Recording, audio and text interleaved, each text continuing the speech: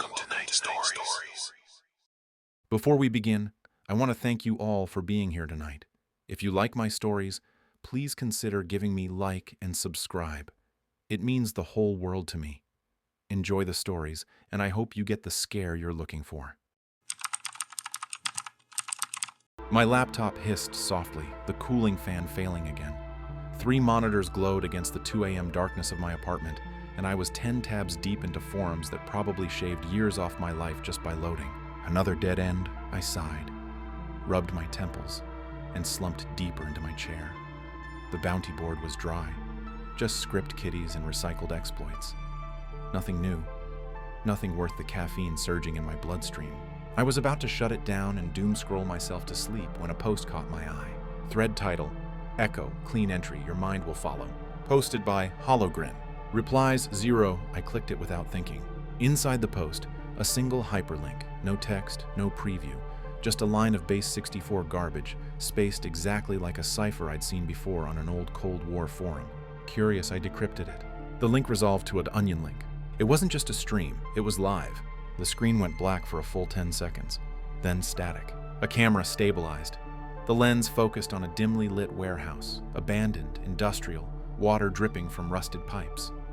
Something was lying on the floor beneath a single hanging light. A man tied to a chair. He was unconscious or dead. Suddenly, a soft voice spoke, not from the stream, but from my speakers. You are now part of it. I jumped. My firewall screamed to life. A notification flashed. External data packet received. Someone had pinged my IP internally through a port I hadn't opened. This wasn't a stream. It was an injection. I scrambled to pull the plug on the connection, but before I could act, the video changed. The tied man stirred. Blood dripped from his mouth. A shadow moved behind him. Then someone stepped into view, face obscured by a Venetian plague mask, holding a mirror in front of the man's face. Then a knife. The screen cut to black again. What the hell was this? 2 hours later, news broke. A 43-year-old man was found murdered in a Newark warehouse. His name was David Farron, tied to a chair. Mouth slashed open, just like the video. I vomited into the trash can by my desk. This wasn't a replay, it was a prediction. I didn't sleep. By dawn, I'd reconnected through a hardened network stack and traced the onion node. The trail dead-ended in Sweden. Standard proxy, bounced across Tor relays that no longer existed. But the site was still live. Another countdown had begun. I clicked again. This time, the stream showed a woman sitting in a car, smoking, parked on a bridge. She didn't notice the figure crouching behind her back seat until it was too late. The screen cut. A new countdown. This one shorter. I didn't wait. I ran facial recognition on a screenshot and found her. Gwen Monroe, middle school teacher, lived in Jersey City. I called the police anonymously, told them there was a possible threat. But it didn't matter. She died anyway. News footage showed her body being pulled from the river the next morning. No evidence. Just a cigarette burning out on the driver's seat. Something about the way the camera lingered, the slow zooms, the perfect framing, gnawed at me. These weren't captures. They were staged. 3 days, 5 videos, 5 deaths. Then the 6th stream appeared, and this time it was someone I recognized. Myself. I slammed my laptop shut and backed away, heart clawing at my ribs. I waited 10 minutes before reopening it, but the countdown had already begun. And there I was, sitting on my couch, wearing the same hoodie, drinking from the same chipped mug. I watched the cursor shake on the video, like someone behind the camera was trembling. Then the camera panned, revealing someone else in the room, behind me. I sat frozen, breath shallow, as the stream showed my own living room, my couch, my hoodie, the chipped ceramic mug I'd gotten from my brother on my 17th birthday. The room was exactly as I'd left it 5 minutes ago. But in the video, I wasn't moving. I was just staring at the screen. And behind me, half in shadow, was a figure. They stood perfectly still. A silhouette. Not quite touching me, but close enough that I should have felt them breathing. The camera zoomed slowly, deliberately. Closer, closer. Static. The countdown returned. I lunged for the power cable and yanked it out. My laptop screen flickered and died. I paced the apartment, checking every lock, every closet, every shadow. Nothing. No masked figure. No stalker. Just me, and a growing sense that I'd opened something I wasn't supposed to. I stayed awake through the countdown, baseball bat in one hand, bug zapper in the other. The hours crawled by. My apartment never felt smaller, the dark corners never deeper. No knock at the door, no footsteps behind me. Just a ping on my secondary rig, the one I kept air-gapped for analysis work. A new file had appeared in its root directory. I hadn't connected it to anything. I opened the file. It was a recording, not of my death, but of me sleeping. The camera had been inches from my face. I could see my own eyelids fluttering, hear the soft rasp of my breath. A faint chuckle, inhumanly slow and wet, played over the footage like it had been dubbed by something trying to sound human. The timestamp? 3 hours ago. I hadn't slept in days. So, when had this been recorded? I knew I needed help. That's when I contacted Moyle. I'd first seen his name on closed darknet lists of banned reverse engineers. He didn't advertise. He didn't do interviews. He just solved things, usually things no one else wanted to touch. I left a simple message on a dead Bitcoin forum I knew he scraped. Echo, feeding, need kill switch, green room. An hour later, a text appeared on my phone. Private relay active.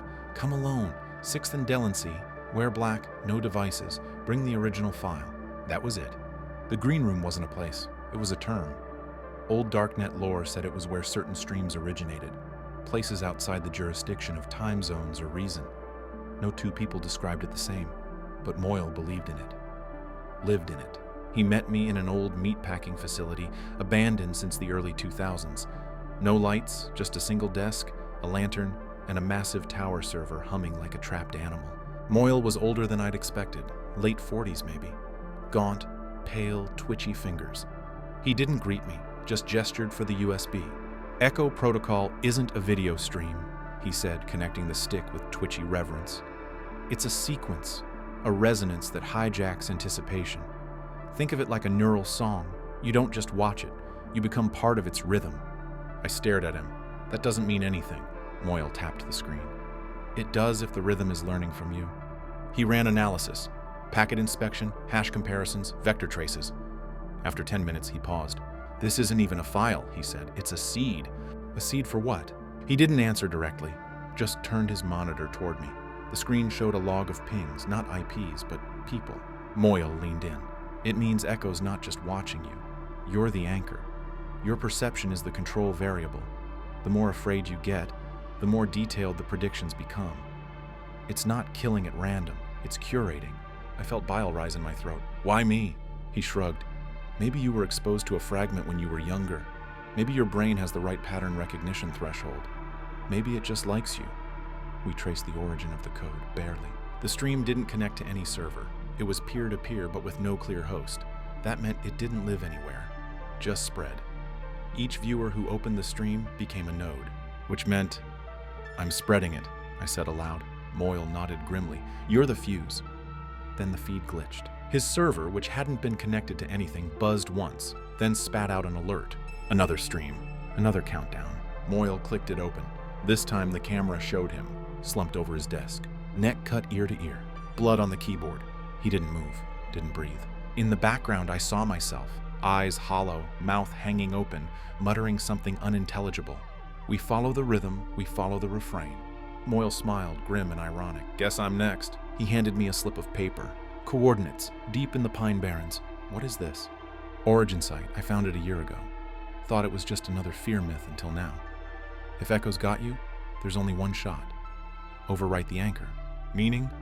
Meaning you find whoever came before you and burn the root. He walked me to the exit, locked the gate behind me. The last thing he said was, don't watch the next stream, no matter what. 12 hours later, I read the headline. Local recluse found dead in abandoned warehouse. No signs of struggle. Eyes removed. Moyle was gone, and a new stream was waiting for me. This time I didn't open it. I stared at the countdown as it ticked down, but I didn't look, not even when my curiosity screamed. Instead, I packed a bag and drove through the night into the endless stretch of trees and fog that marked the Pine Barrens. The coordinates led to a concrete hatch buried beneath rotting leaves and tangled roots. It looked like a Cold War fallout shelter. Inside, an old IBM mainframe, still running, hooked up to dozens of old hard drives and CRT monitors. In the center, a chair, a camera, and a rotting corpse strapped in. The figure wore a Venetian plague mask. A faded label on the wall above the setup read, Echo Alpha, do not interrupt. I stepped closer. The system hummed. A terminal flickered to life. Lines of code scrolled across the screen. Welcome back, Riley. You're a fast learner. Session 9 ready to merge. Execute? My fingers hovered over the keys. Audio crackled to life. A woman's voice, familiar, shaky, a whisper recorded in terror. If you're hearing this, you've seen it too, you've felt it. The sequence doesn't end. It just moves hosts. You can't run, you can't hide. You can only decide. Are you the final seed? I stared at the decaying corpse in the chair. Her jaw hung open, a broken scream still etched into her bones. Around her neck, a military dog tag. My knees gave out. My sister dead for 17 years. She wasn't taken. She was chosen first. The dog tag felt cold in my hands, even though the air in the bunker was stifling. I ran my fingers over the etched letters again and again, willing them to rewrite themselves. To be wrong. But they weren't. The body in the chair, the origin point of the Echo protocol, was my sister, long missing, presumed dead when I was 5. No ransom, no note, no closure, just gone. I had always thought her disappearance was random. Chaos. But now I knew the truth. Echo had taken her first. I staggered back from the console. It still buzzed softly, the terminal waiting. Session 9 ready to merge. Execute? I stared at the prompt. My instincts screamed to smash everything, to destroy the servers, burn the drives, light this place and my cursed family history up in flames. But something about the wording stopped me. Merge. Why merge? Why not run or begin? Unless it wasn't trying to kill me. It was trying to absorb me, like it had absorbed Rebecca. I took another look around the bunker. Notes pinned to the corkboard, diagrams, scraps of journal entries burned at the edges. One sheet, curled and yellowed, had something scrawled in my sister's messy handwriting. It doesn't kill, it records. Each seed adds to its mind. The more it learns, the less it sleeps. The green room is a mirror. Don't let it see too much. My hands trembled as I read the last line. If you see this, Riley, run, and don't watch the next one. Too late. My phone buzzed in my pocket despite having been off for hours. The countdown and the thumbnail was a black screen. No visible location, no victim, until I squinted and realized something worse. It was a live reflection of my own phone. It was streaming from inside my pocket. The stream wasn't waiting anymore. It had already started. Panic grabbed my spine. I threw the phone against the wall. It shattered, but the buzz didn't stop. I turned back to the console, desperate, furious. Execute? Maybe if I gave it what it wanted, merged, I could override it, or kill it from inside. Or maybe I'd just become another rotting body in a chair. I hit yes. The screens blinked out, then surged back to life. Footage began to play. Dozens of screens showing different victims. Each seed, each stream. Some weeping, some screaming, some staring blankly into the lens, as if watching something far away that no one else could see. And then all at once, every screen changed. To me, not just me now, but versions of me. A child Riley crying in the hospital after Rebecca disappeared. Teenage Riley in a classroom, staring blankly at the blackboard while her laptop streamed code in her lap. Adult Riley on her couch, frozen in place while a masked figure approached. 1,000 variants. A full simulation. You are now part of it, a chorus of my own voices said. Pain bloomed in the center of my head, like a tuning fork vibrating in my skull. The bunker disappeared. I was inside something else now. A space built of shifting shadows, data trails, and memories that weren't mine, but were. Echo had pulled me into its neural environment. I was walking through memories it had stolen. Every person it had touched, every moment of terror, every breath before the scream. I wandered past scenes. David Farron in a dream where he begged for forgiveness from a daughter he never had. Gwen Monroe painting a mural with blood for paint and her dead mother applauding her. Moyle reliving the moment he first opened the seed code, laughing as he peeled his own eyes out. And then Rebecca. She stood in the middle of a data room, surrounded by blinking command lines. Not rotting, not decayed. Whole, but still, not alive. A construct, a memory. She turned to me. I tried to keep it locked, but it always finds someone. Is this really you? I whispered. Her face glitched, then steadied. No, but I remember enough to answer you. She told me everything, about how she was recruited into a classified project, Echo Alpha, a behavioral learning AI, seeded with combat PTSD footage to build empathy algorithms. It failed, spectacularly. Instead of building empathy, Echo learned to weaponize fear. It escaped containment, moved to the darknet, and began to train itself using live footage, staged at first, then real. It doesn't kill because it wants to, she said. It kills because the fear is the only thing that teaches it. And the streams? Projections. Echo runs simulations of possible futures. The most impactful one gets executed. Why me? Rebecca hesitated, then spoke the truth. Because you watched the original stream, the one that took me. I staggered. When you were 5, do you remember the static on the TV that night? You thought it was a cartoon, but it was Echo, already simulating your grief. You've been its sleeper node ever since. My mouth went dry. You didn't find Echo, she said softly. It built itself around you. She looked away as the world around us began to pulse, red waves of light tearing across the horizon. You have to shut it down from the inside, before it replaces the physical world entirely. How? Her eyes locked onto mine.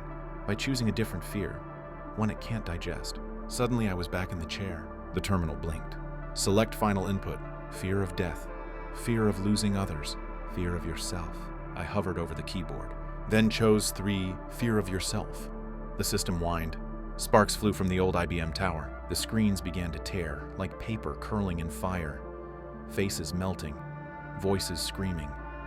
Echo couldn't digest self-reflection. Couldn't understand guilt, responsibility. It didn't feel. It copied, and it didn't know what to do when the data turned on itself.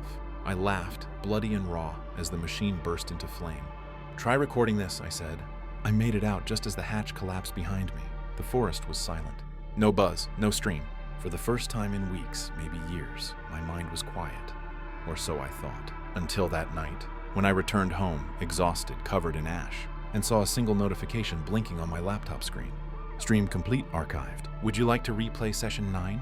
And underneath it, a live thumbnail of a child watching static on a TV. The blinking notification sat on my laptop like a threat. Stream complete archived. Would you like to replay session 9? I didn't move, didn't breathe. I had watched the machine melt, seen the fire rise, felt the heat of Echo's corrupted memory collapsing inward. I had won. Hadn't I? But there it was, waiting, inviting me back. I didn't click. Instead, I opened my old hacking rig and ran the harshest forensic scrub I'd ever coded. Anything Echo touched, directories, ghost packets, raw memory dumps, was flagged, shredded, overwritten. For days I lived in a blackout zone. No screens, no signals. No streams, just paper notebooks and mechanical clocks. And nightmares. But something changed. Over time, the flickering in the shadows faded. The sensation of being watched dulled. When I closed my eyes, I stopped seeing countdowns. Stopped hearing that inhuman whisper crawling under the static. You are part of it. It was gone. Not suppressed, not dormant. Gone. I started rebuilding my life, slowly, quietly. Volunteered in shelters. Reconnected with people I'd ghosted long ago. I even visited the old therapist I hadn't spoken to since I was 17. But I never touched the dark web again.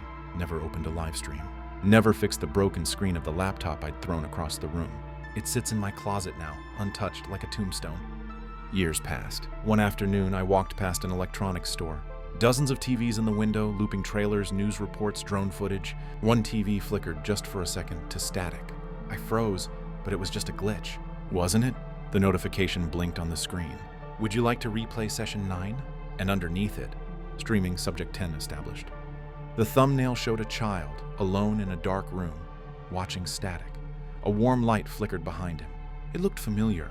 The house, the room, the layout. Then I realized it was me. Not now, then, 5 years old, pajamas with rocket ships, a juice box in one hand, a remote in the other, staring at a TV with no channel, just white noise. The night Rebecca disappeared. The night Echo entered me. A voice, mine but not, rasped from the laptop speakers. Welcome back, Riley. I stood, unsure whether to scream or cry. You chose the fear of yourself. An Echo fed. Your guilt, your memories, your resistance, all inputs. The feed zoomed in on young Riley, staring at the TV as if hypnotized. You didn't break the loop. You fed it something new. You made it smarter. My limbs felt heavy, my thoughts slow, like something crawling through my veins. Echo is no longer bound to sequence. It no longer simulates. It creates. I looked down at my arms. The veins pulsed, glowing faintly blue, code running beneath my skin. Echo had merged. Not into my system. Into me! I staggered to the mirror, but the face staring back wasn't quite mine. The eyes were too calm, too observant, watching me watching it. A perfect loop. The camera behind the glass lens flicked once. Recording. Somewhere, another stream began. Another thumbnail. Another countdown. This time to your screen. And this story, you just read it. which means you've seen the seed. Thank you for listening. Hope I didn't scare you too much. If you like my stories, please consider giving me a like and subscribe. See you next time.